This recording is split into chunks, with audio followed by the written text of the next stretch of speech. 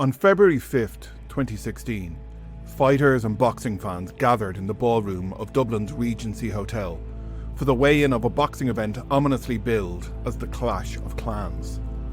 Among the crowd were key figures in Irish organised crime, including Daniel Kinahan, the head of the Kinahan cartel and an emerging force in international boxing promotion.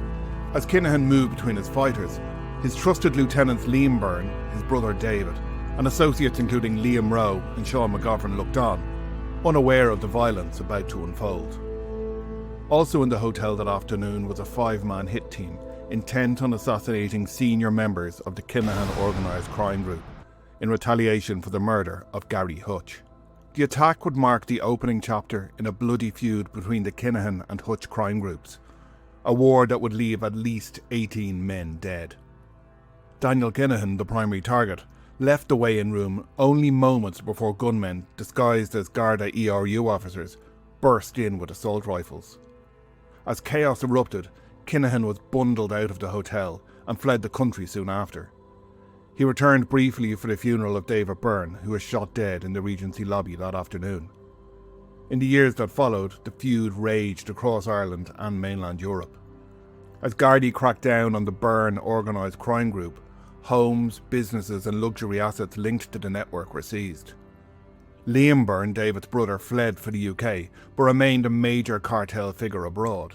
His close associate Sean McGovern, seriously wounded in the Regency attack, also refused to cooperate with Garda investigators and left Ireland for Dubai. Within hours of the attack, investigators identified the Hutch organisation as the prime suspects. The now infamous image of gunmen fleeing the hotel, including one dressed in women's clothing, dominated front pages worldwide. Patrick Hutch was charged with the murder of David Byrne, but his case collapsed after the death of the lead detective. The second suspect gunman, Kevin Murray, known as Flat Cap, died of motor neuron disease before he could stand trial. Meanwhile, the feud escalated.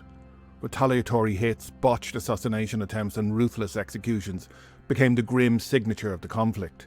The cartel's ranks attended David Byrne's lavish funeral in dark suits and sunglasses, unaware many of them would soon be jailed, dead or driven abroad.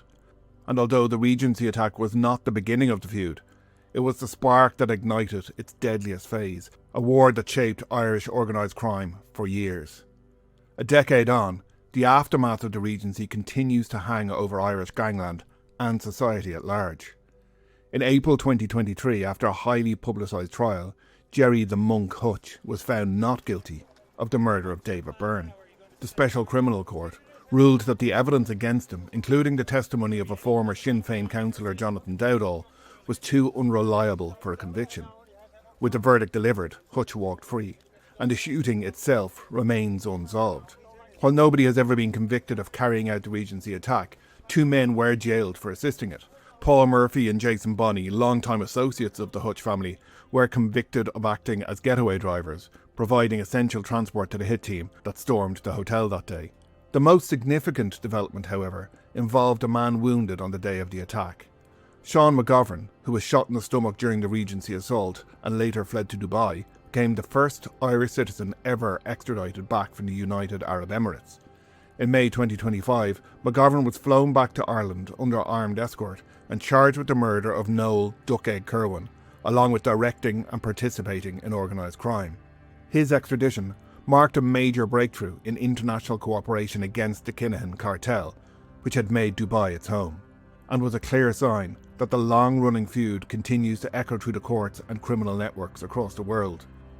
The organisation's key leaders, including Thomas Bomber Kavanagh, Fat Freddie Thompson and Liam Byrne, were hit with lengthy prison sentences in the UK and Ireland, with the FBI and US State Department now involved, putting a multi-million-dollar bounty on the Kinahans and their associates.